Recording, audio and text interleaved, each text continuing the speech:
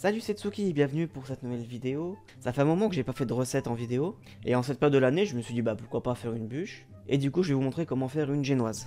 Donc pour cette recette, il vous faudra 125 g de sucre, 125 g de farine et 4 œufs. Alors ça c'est les ingrédients pour la recette de base. Après si vous la faites au chocolat, vous pouvez ajouter du cacao, et après si vous l'aromatisez à la fleur d'oranger, vous mettez tout l'aromate que vous voulez et vous goûtez au fur et à mesure. Mais si vous voulez aromatiser à autre chose, c'est suivant vos envies. Alors, pour commencer, vous allez préparer votre plaque de cuisson ou votre moule. Donc soit une feuille de papier sulfu comme moi, soit du beurre et de la farine.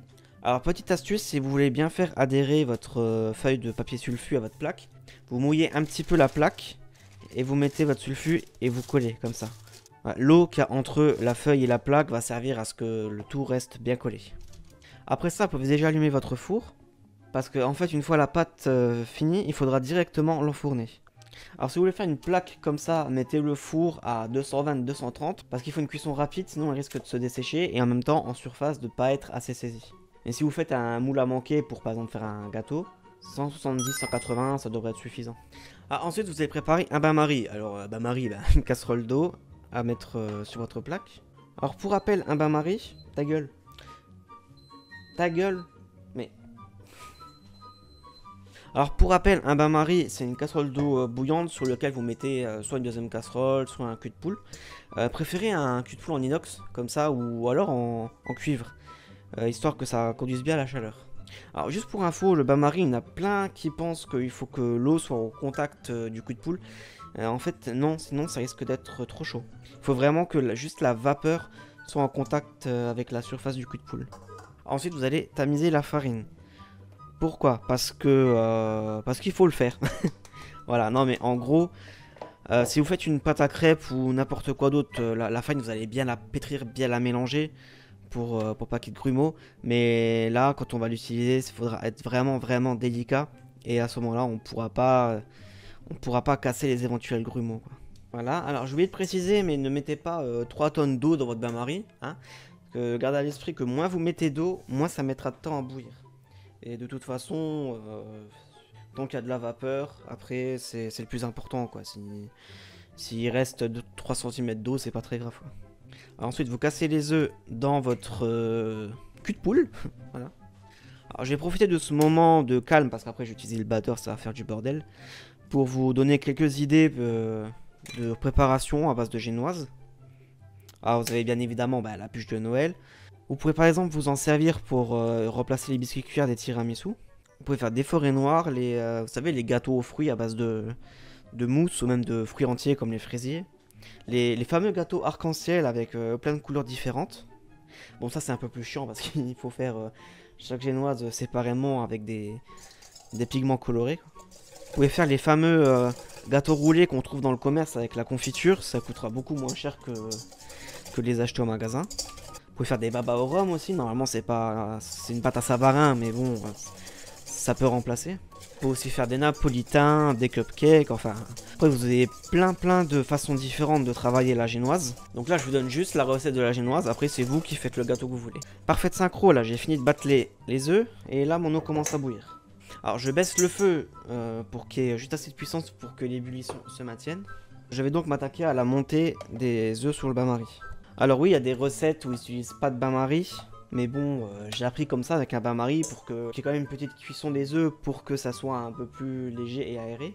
Mais bon, autrement, si vous voulez faire ces choses plus facilement, oui, vous faites juste au batteur. Pareil, là, c'est la première fois que j'utilise le batteur. D'habitude, j'ai toujours fait ça au fouet. Mais bon, il paraît que ça marche, alors pourquoi pas. Pour la petite histoire, je voulais faire l'histoire de la génoise, mais bon, pour ce qu'il y a à raconter... Donc voilà, en gros, c'est un noble d'Italie qui est parti en Espagne et qui a ramené toute sa clique avec. Et le confiseur du mec a eu l'idée de faire ce gâteau pour la cour d'Espagne. Et ça leur a tellement plu qu'ils leur ont donné un nom, et ça a été fait à Gênes, donc ils lui ont donné le nom de génoise. Voilà, c'était l'histoire de la génoise. Par contre, pendant que je bats les œufs, je vais demander à Jarvis de vous raconter une histoire un peu plus intéressante. C'est celle de l'omelette norvégienne, parce que je crois que je l'ai même pas dit, mais on peut faire des omelettes norvégiennes avec la génoise. C'est l'ingrédient de base d'ailleurs. Et c'est tellement facile à faire qu'on peut en faire souvent. Donc voilà, donc à toi Jarvis. Très bien, monsieur.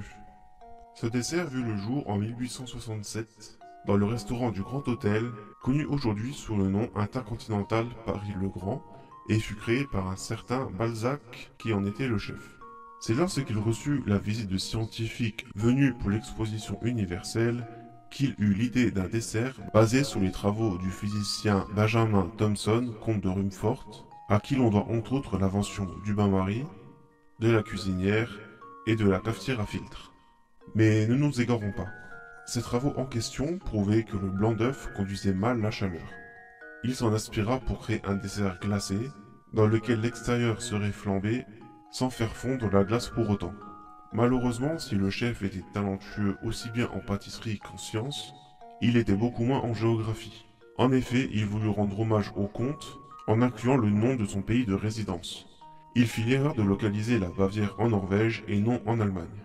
Aux États-Unis, en 1876, elle est rebaptisée Baked Alaska, suite au fait que le Delmonico's Restaurant, un restaurant new-yorkais, ait proposé ce dessert pour fêter les 10 ans de l'achat de l'Alaska envers la Russie.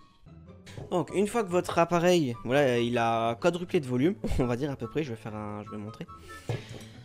Une fois que votre appareil, il a une texture comme celle-ci, encore bien nappante, bien crémeuse, vous continuez quand même de fouetter jusqu'à ce que ça refroidisse à peu près à température ambiante. Hein.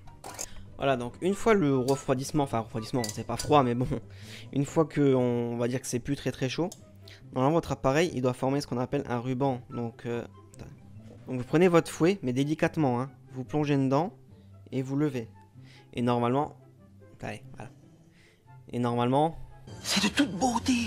La caméra là, ça forme un ruban, ça forme une masse, on va dire, bien aérée. Alors surtout ne tapotez jamais, une fois que vous avez fini, hein, ne tapotez jamais contre la paroi. Évitez tout choc, parce qu'en fin de compte, ce qu'on a fait, en plus de fouetter, on a incorporé des milliers, d'ailleurs ça se voit un petit peu, il y a des grosses bulles, mais plein de petites bulles d'air, et c'est ça qui fait que notre génoise va être un peu plus aérée. Alors ensuite vous allez y incorporer la farine, mais en faisant très attention. Là, vous allez la mettre en pluie, comme ça. D'ailleurs, je vais faire même encore mieux que ça. Voilà, vous incorporez la farine avec le tamis. Donc en fin de compte, vous pouvez la tamiser minute. Et bon, c'est toujours mieux de la faire, de le tamiser un petit peu à l'avance. Voilà. Vous incorporez en pluie délicatement. Bon là, j'ai une araignée, mais avec une écumoire, c'est mieux. Vous allez prendre l'appareil par le fond, comme ça. Et vous allez faire des légers mouvements comme ça. Vous allez incorporer la farine vraiment tout doucement, du bas vers le haut. Donc là voilà, en 3 fois, enfin l'incorporer en 3 fois, ça va. Si vous pouvez le faire en moins, c'est encore mieux.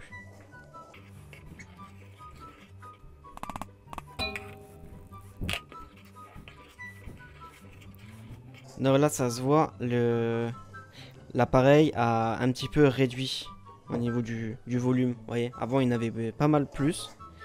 Là, elle a un petit peu baissé. C'est justement à cause du fait que je mets un petit bout de temps pour bien incorporer la farine. C'est pour ça qu'il faut à la fois se dépêcher et à la fois être délicat.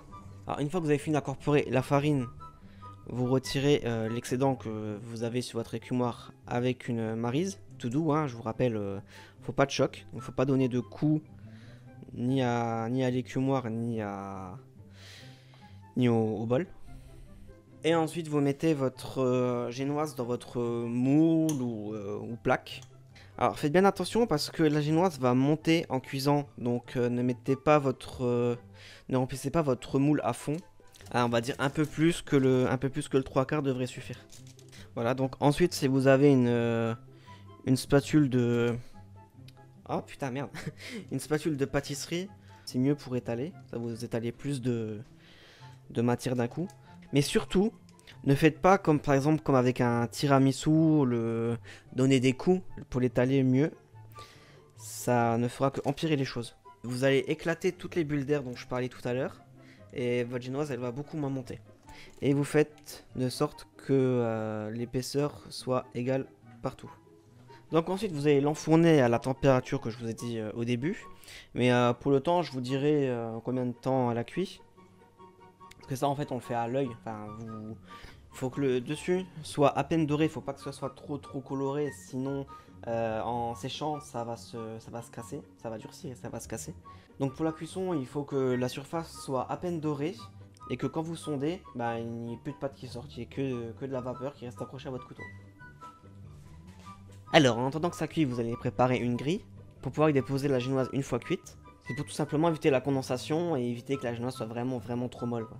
Donc voilà, la génoise est cuite. Donc comme je disais, une petite coloration vraiment légère. Bon, au niveau des coins, ça a un petit peu plus coloré, mais bon, ça c'est à cause de mon four.